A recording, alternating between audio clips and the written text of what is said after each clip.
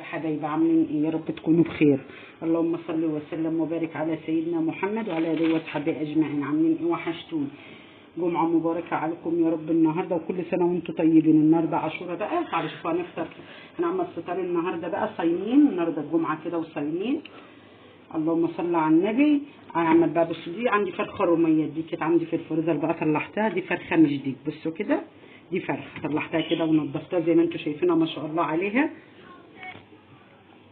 بصوا الفرخه بقى منضفاها ونقعاها ومخليها بصوا بقى من قلبها ما شاء الله عليها اهي. وهعمل جنبها بقى حبه ملوخيه خضراء كده، وهعمل حبه لسان عصفور شوربه حاجه بسيطه كده، بصوا اقل من نص كيلو. وعندي اللهم صل على النبي نص كيلو بس رز بسمتي. انتوا عارفين الجو حر واكل صيام مش هيتضايق يعني ايه، مش الواحد بيشرب ميه كتير. تعالى شوفوا بقى على الفرخه دي، وعامله لها بصلايه وقطايه. ما عنديش جزر بقى على الماء بشتري جزر. ميه، عندي ميه كده بتغلي على النار، بتغلي على يعني بتغلي غليان جامد، هنزل بها كده استنى اتك عليها عشان ايه الحله صغيره شويه على الفرخه. الحاجات دي بتعوز اللهم صل على النبي حاجه واوسع من كده، ما بتعوزش الحلل ده. البط والفراخ الرومي والحاجات دي ما بتعوزش ايه الحلل دي، عشان الحلل دي ما تبقاش ايه واسعه قوي زي الحلل الالومنيا. مع ان عندي والله عندي الومنيا كتير قوي كده. نزلتها اهي عشان تستوي بقى وتاخد راحتها كده. الرقبه بتاعتها وهغطي عليها على ما تغلي علشان اشيل الرغوه بتاعتها بقى واحط لها حاجتها. الفرخه دي مش هتاخد سوا، الفرخه دي هتاخد لها بتاع ساعه ساعه وربع سوا بس، ماهيش عتقيه، لا شمرت ولا عتقيه كده. غليت اهي، غليت النار عاليه عليها. كانت اشيل في الرغوه لما ما خليتش بصوا رغوه خالص اهو.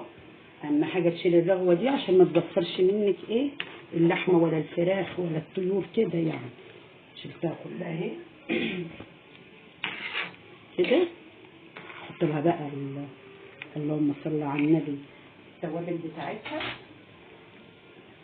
احط لها ملح بقى حسب الرغبه، واحط بالكميه ايه اللي انت ايه عاملاها كده. واحط لها اللهم صل على النبي فلفل اسمر،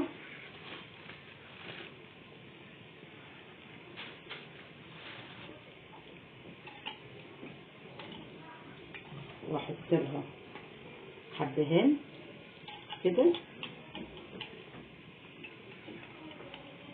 واحط لها حبه جوز الطيب وورق لورا. اوضب الشوربه بقى علشان انا هعمل من الشوربه دي الملوخيه ولسان العصفور والرز البسمتي، هعمل منهم الثلاث حاجات دي. واحط لها بصوا بقى كده حبه زر ورد، بيخلي الشوربه بيودي الشوربه طعمها في حته ثانيه خالص كده.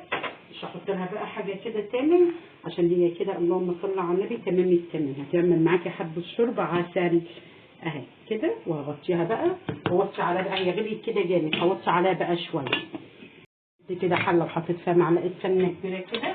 هنزل اللهم صل على النبي بيها بالبصله. هعمل بقى حبه الرز كده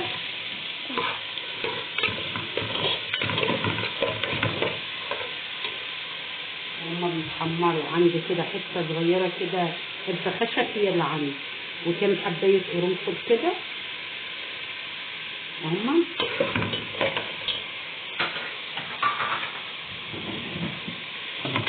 تسويحه حلوه كده،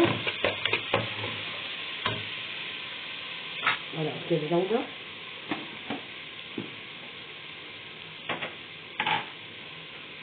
وحبه قرفه ناعمين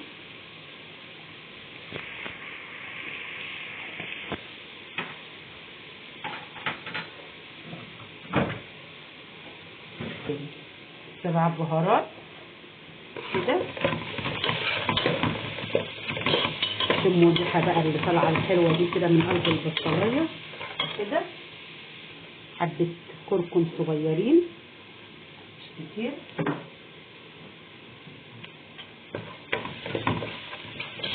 تقليبه حلوه بقى كده. بص اللون عامل ازاي كده. هنزل بالرز اللي انا غسلاه ونقعاه، ده رز بسمتي نص كيلو زي ما قلت لكم كده. تقليبه حلوه كده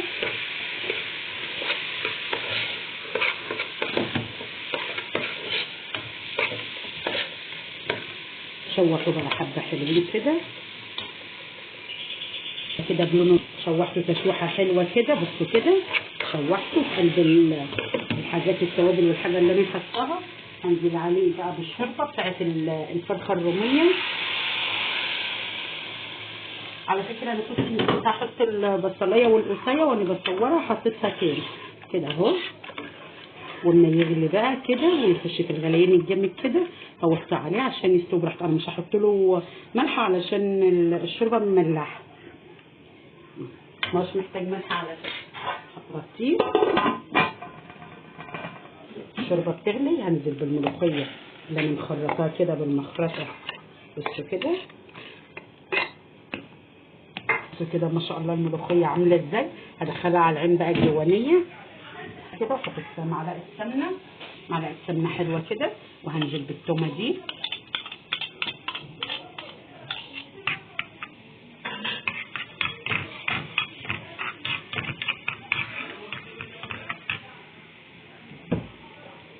كده. التومه هنزل بحبه كده كزبره مفرومين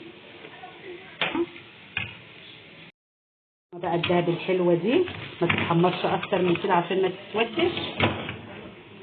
انزل كده عليها كده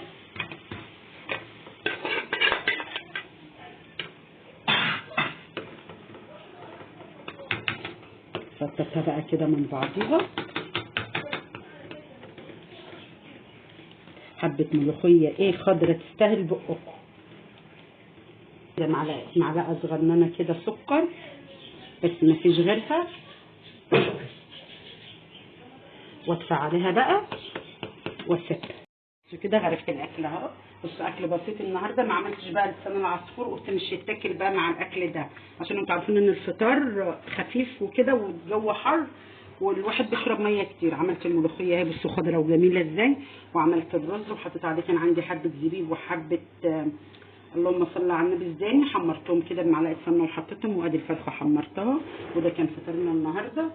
واللي وصل معايا لغايه هنا يحط لي لايك واشتراك وكومنت حلو كده. وتفضلوا افطروا معانا وشوفوا وشكم على خير ومع